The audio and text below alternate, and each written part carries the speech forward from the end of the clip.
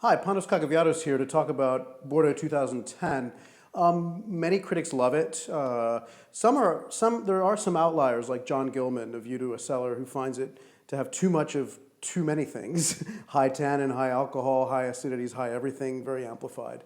I see his point to some extent. I mean, I'm trying a smaller estate, Chateau Ferrande, which is in the Grave region of Bordeaux. The Grave region is generally south of the city of Bordeaux. And in 1987, it was split in two. You had Pessac-Léognan as a separate appellation, which has all the most famous wines from Grave. Aubryon, the most famous, but then also Pape Clément, Aubailly, Domaine de Chevalier, Smith-Haute-Lafitte, among many others.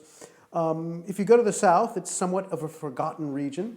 It's now just called Grave. They don't have Pessac-Léognan because they're not in that northern part. And you can find some lovely wines down there that are not expensive. I paid 11 euros for this, just around the corner where I live in Strasbourg. In the US, it probably retails for about 20, 25 bucks at most.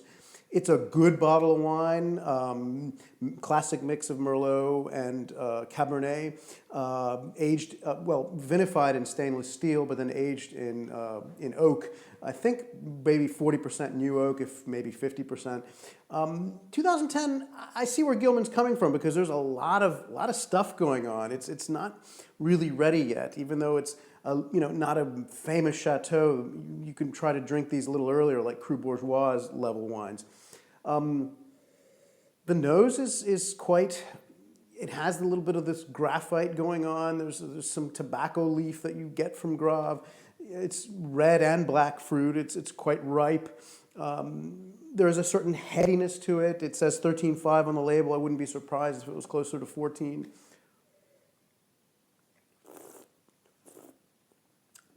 But, it's been open now for about an hour, and it's medium bodied.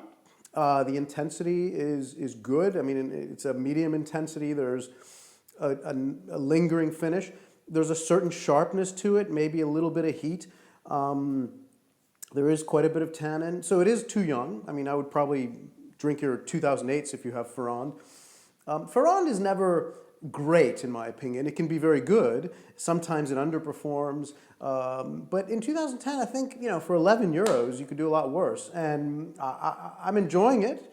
I think maybe, I shouldn't have opened it yet. I should have waited at least a couple years. But, if you put it in a carafe and leave it out there for a couple hours, I'm sure it'll be much better. So anyway, 2010, the prices are very high for the big estates. You can buy wines like Ferrande for less, even sell them for a while, and you'll probably be happy. So cheers.